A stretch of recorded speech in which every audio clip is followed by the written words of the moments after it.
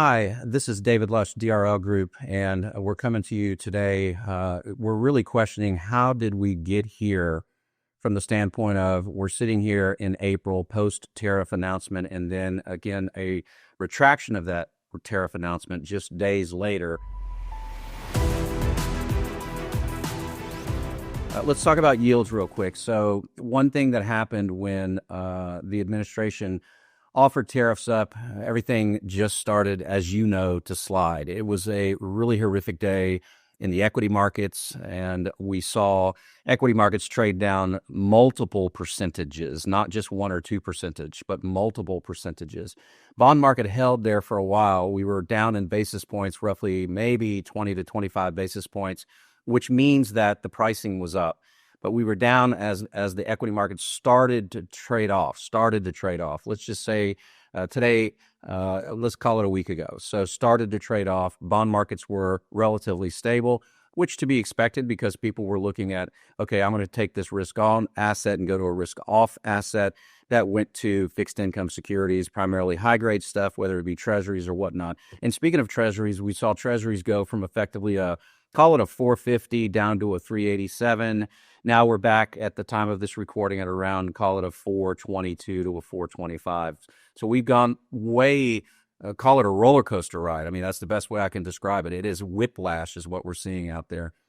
Unfortunately, what ended up happening was as the tariffs continued to gain momentum and steam, and it appeared that the administration wasn't going to, say, back down, Tom Petty, I'm not going to back down, we started to see now all of a sudden yields started to go way up, meaning 20 basis points, 25 basis points, 30 basis points.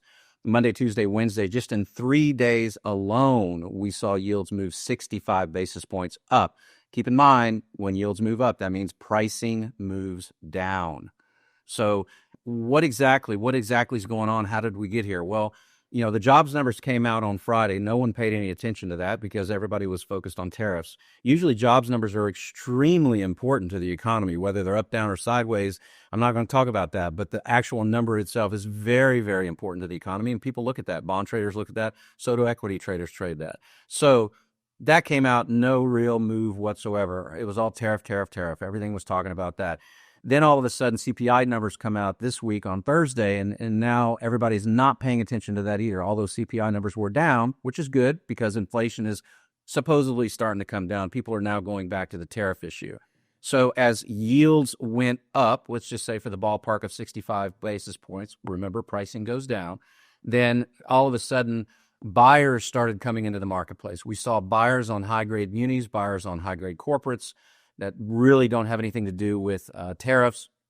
Equity markets, of course, continued to trade down, and yields got to, on a tax-exempt standpoint, out long would say 25 years, up to about a 5%.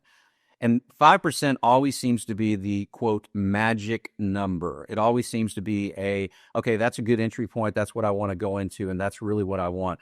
Is that really the entry point? It's really up to the buyer. It's really up to how long your overall, let's say, your time horizon is, your risk status is, etc. But we have seen incredible volumes over the last couple of days, both in the DRL group and outside of the DRL group from the standpoint of buying and selling. And of course, most of that volume has been on the buy side of the trade, particularly on high-grade munis. We are now seeing that risk on trade coming down and the risk off trade increasing in volume. And what I mean by that is that equity markets continue to trade down. S&P continues to trade down. NASDAQ obviously down pretty hard. Russell 2000 is down. But yet on the fixed income side, treasuries are relatively stable, but munis are definitely improving in both valuation and pricing. It's too early to tell if that's a bottom, and that's not what the purpose of this video is. But the purpose of the video is that how did we get here? The simple answer is tariffs. That's how we got here. People are concerned, how are tariffs going to impact the economy? Specifically, how is it going to impact inflation?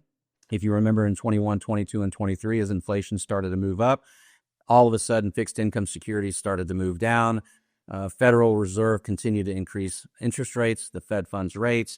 And now, since 2024, the Fed has started lowering rates. So the fact of the issue is that how did we get here? It's tariffs. That's how we got here. Where do we go from here?